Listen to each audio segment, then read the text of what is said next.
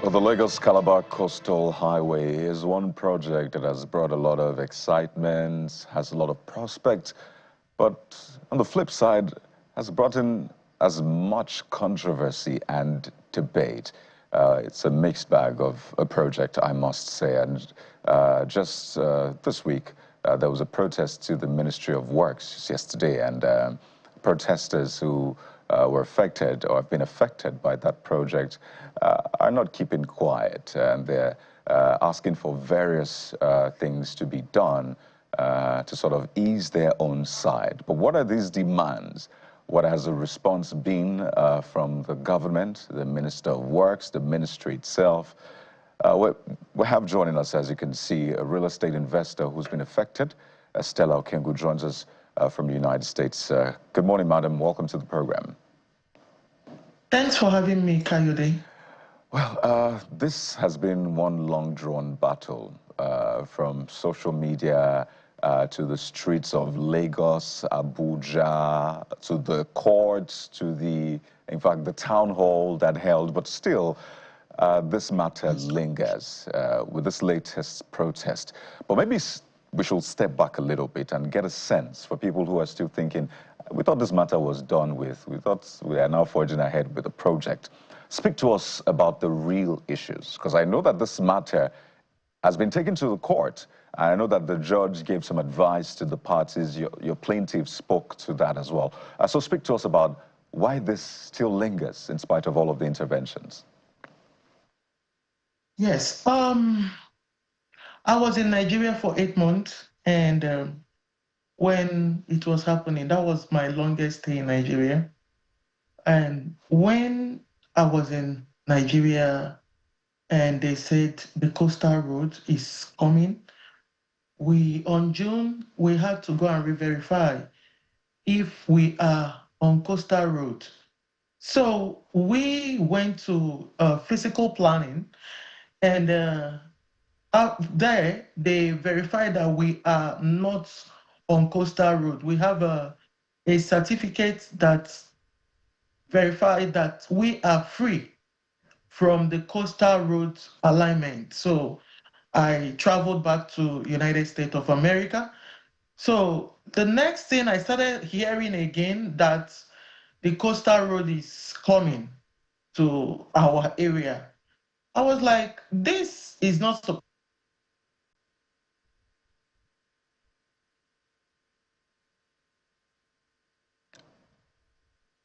All right, We know that right from inception, when they did on our area, like our area is like bringing a coastal road inside a major road.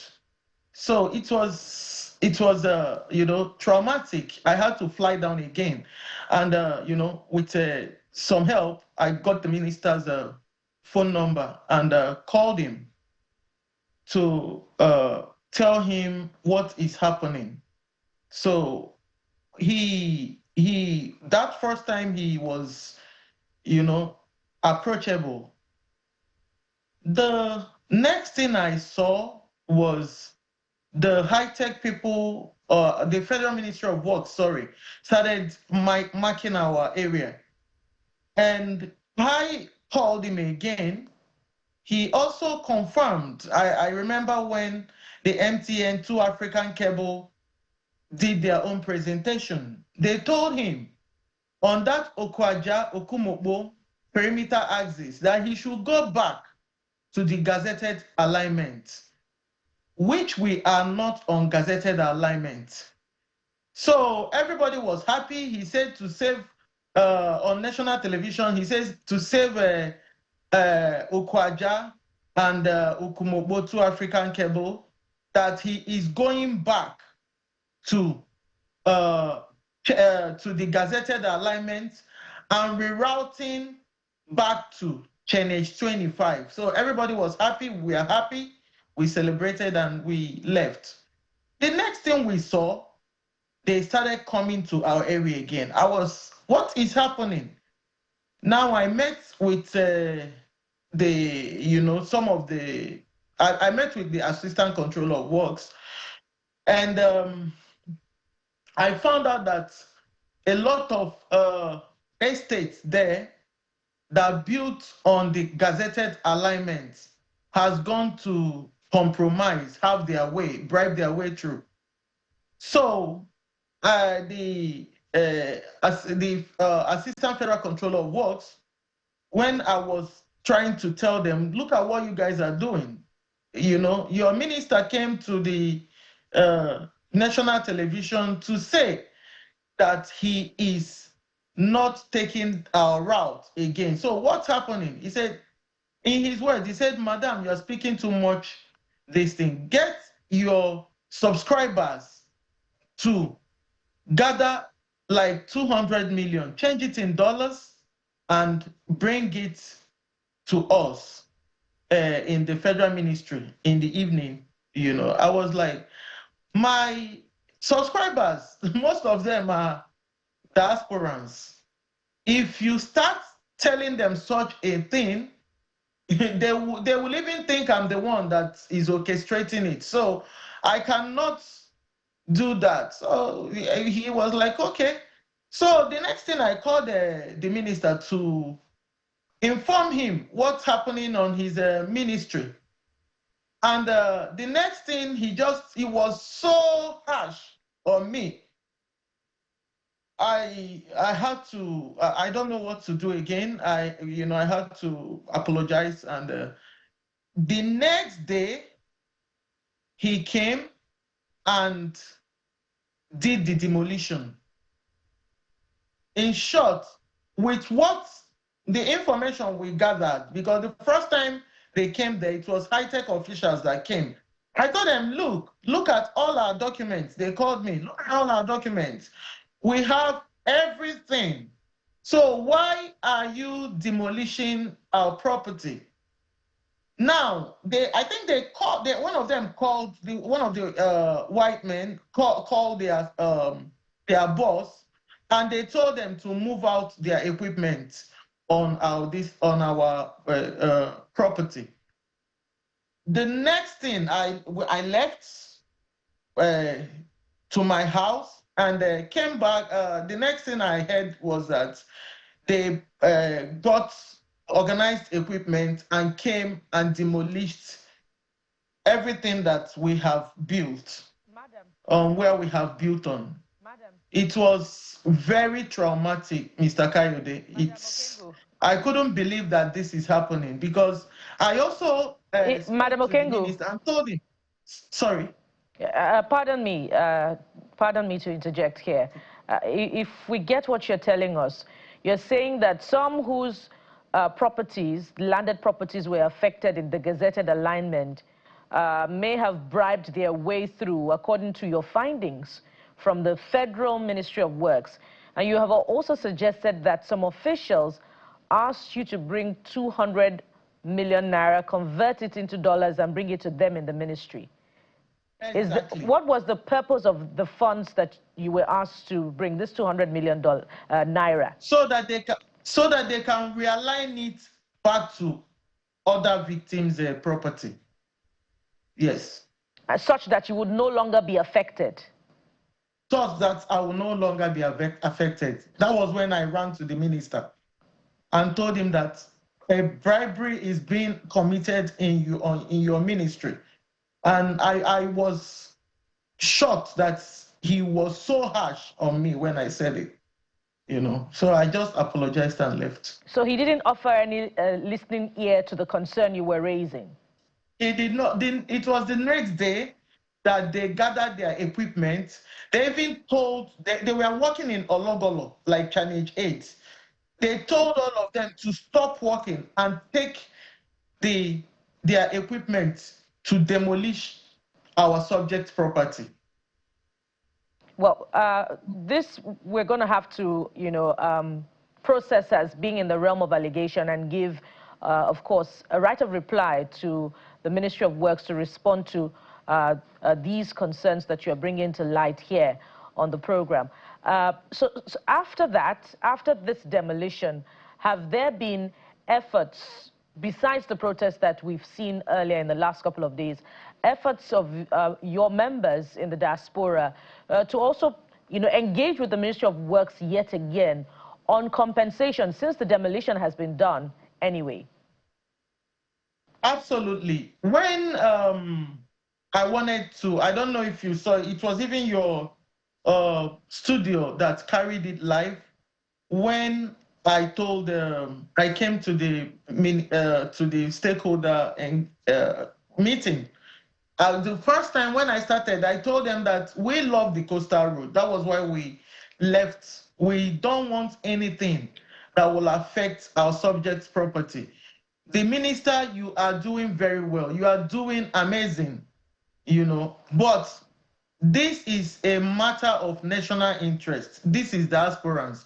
We have not benefited anything from Nigeria government. And now, because of the way we believed, personally, I believed in this dispensation. The way we believed in this dispensation, that was why, we had to convince the diasporans to come back to Nigeria and make their investment here. There is one man. He's a doctor in United Kingdom. I remember when we went to do presentation, the man told me verbatim that he's not coming to Nigeria again. His family is not coming. In short, he's from UK. So I know what it took us to convince such person, to come back to Nigeria. He's a Dr. Bashirun in United States.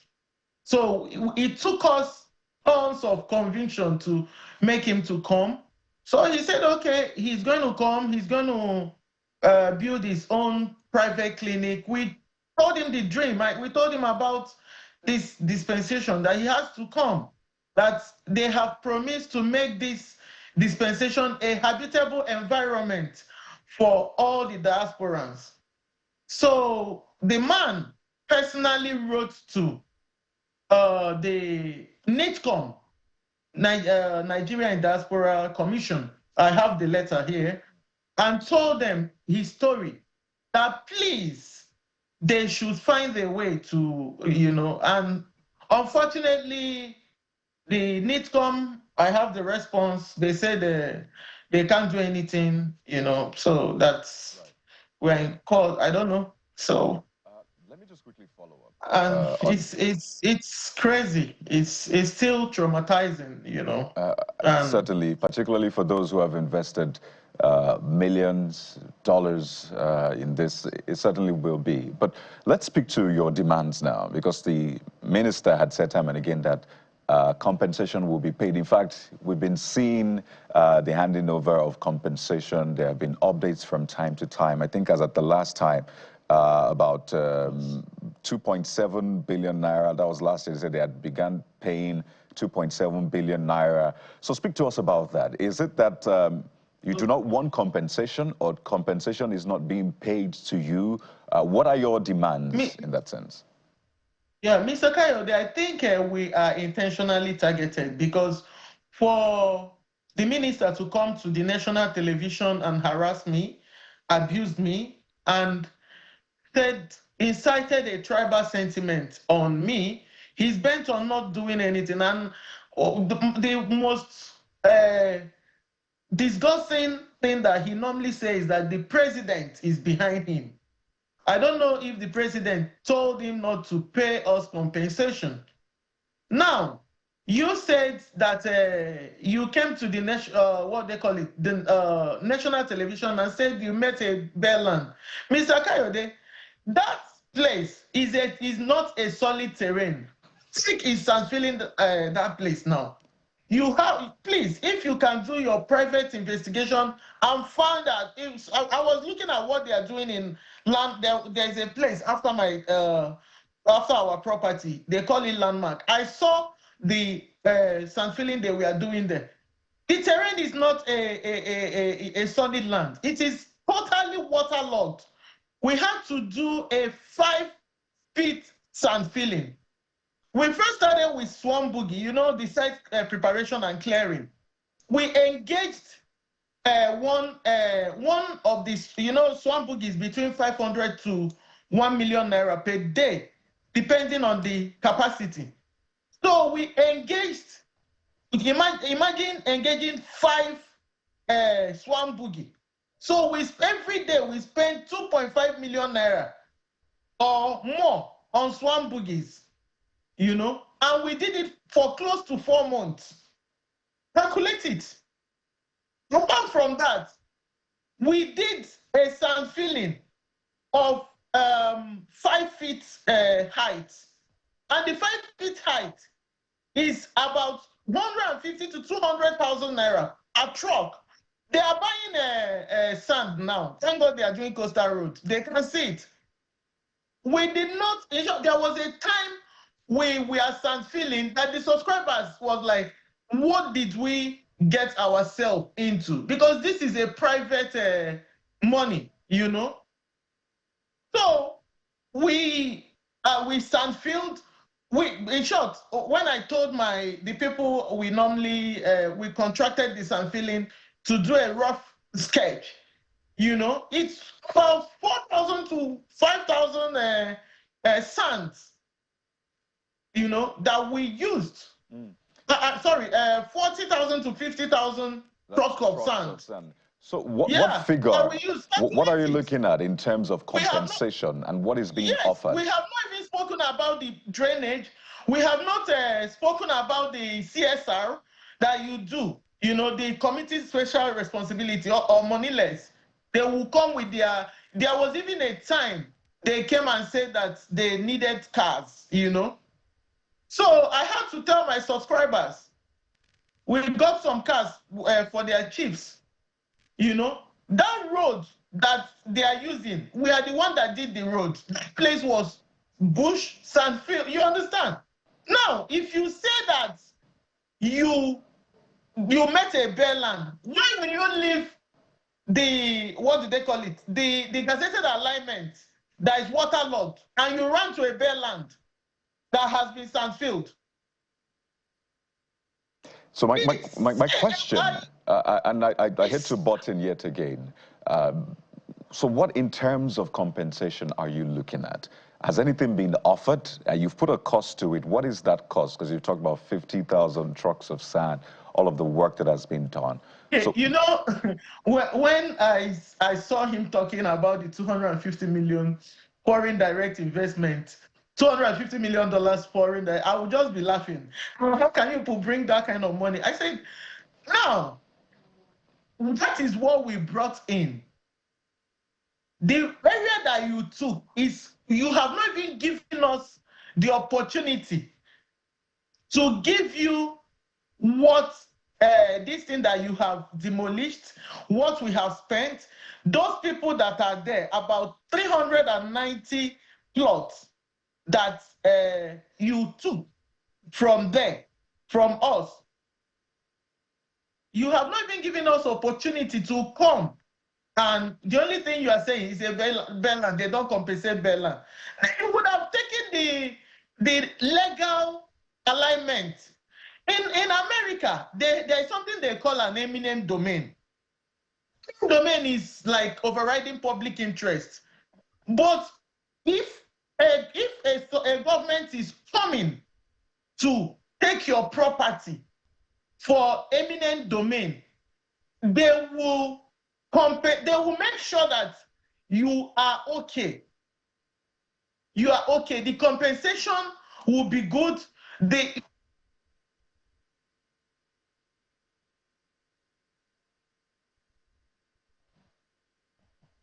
list their house worth 300 million. I have a record of a family that when they demolished their house, they came, you know, I had to tell them to stay in my house because they were homeless.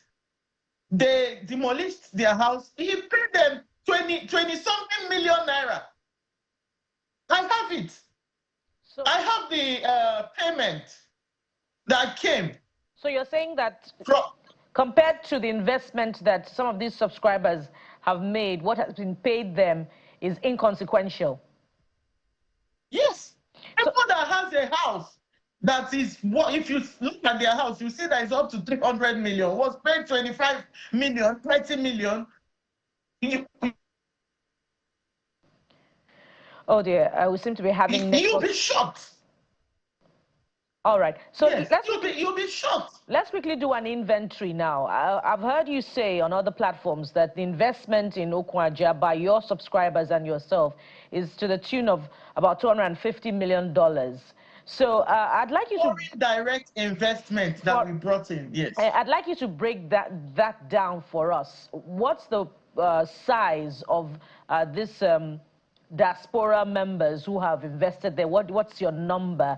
And in specific terms now, how much are you looking at in terms of compensation to you and your members by the federal government? Okay, let me just break it down a little bit, because they took part of it, part of the property. They did not take all the property. Now, that place they took, because we are providing infrastructure, what they call it, the subscriber paid 150 million naira per plot on 500 square meter, which is about what they call it, about 390 something plots. We have everything. Then we are talking about the what they call it, the sand filling we did. We're thinking about the drainage that we did, the foundation that we started, you know. So that is all. I have all the documentation whenever they call us for compensation. But the issue is that the minister does not even want to come to the table. At least we came under this dispensation. If we don't believe in this dispensation, we have an option to invest right here. The people that is in UK, right, South Africa, Germany, they have option of investing there. But we want to come home. We want to do something at home. We want to contribute our quota.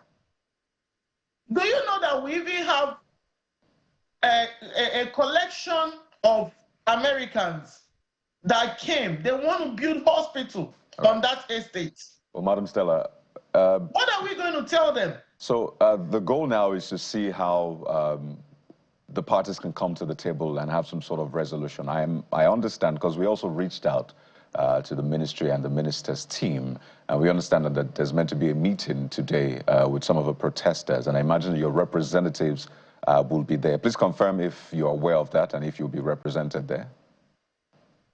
Yeah, we have all the document, we have everything, we have all the calculation. With what he took is about like $70-something million. What we have calculated, because we had to also factor in the dollar rates. Now, when we brought in the money, it was 400 to $1. Now, dollar is about 1,500, like 1,500 plus to $1. So we have to factor all those things together so that we can be able to give back the diasporans at least their money, you know, and save the face of Nigeria. Just to be clear, you said that this investment was done or started when President Bola Tinubu came into office. Am I correct? That's correct. So the dollar, are you talking about the official, which was almost inaccessible, or the quote, black market rate? What did you say? Which of the rates are you talking about? Is it the official or the black market rate? Because that was about 600, 700 or thereabouts when he came into office. The dollar, the official rate was 600 to maybe 500 to 600, yeah. 400, 500, 600. Okay, but my question was, would you have representation at that meeting, which will hold today? We understand the minister or the ministry will be meeting with some of the protesters at the ministry today. Sorry? I didn't hear what you said. Do you have representation at that meeting that will hold with the minister today? We understand that some of the protesters will be meeting the minister. What we are, if you look at what the protesters are agitating for, is we let me even say shout out to civil society coalition of civil society that reached out to us, and they are the one that organized it. We are so grateful to them because we have done a lot of press conferences. All right. And he even mocked us that that he would dash us money if we want to. I don't know how a ministerial appointee will be so. I don't know. Let me just hold myself. So you will not be represented there at that meeting today. Is that what you're saying, or would you be represented? Do you have a representative there? We have a lawyer. I have to fly down my lawyer to one of my lawyers to be there with them. All right. Yes. Engineer Stella Okengu, we have to thank you for your time, a real estate investor joining us from the United States. Thank you for your time. Of course, this is a story we're following. We've reached out to the ministry and the minister's team, and we expect to get their own side to the story. But we wish you all the very best, madam. Thank you so much, Mr. Kayode, and your partner, your team. Thank you. We really appreciate it. Yeah. Certainly. Thank you very much. Thank you.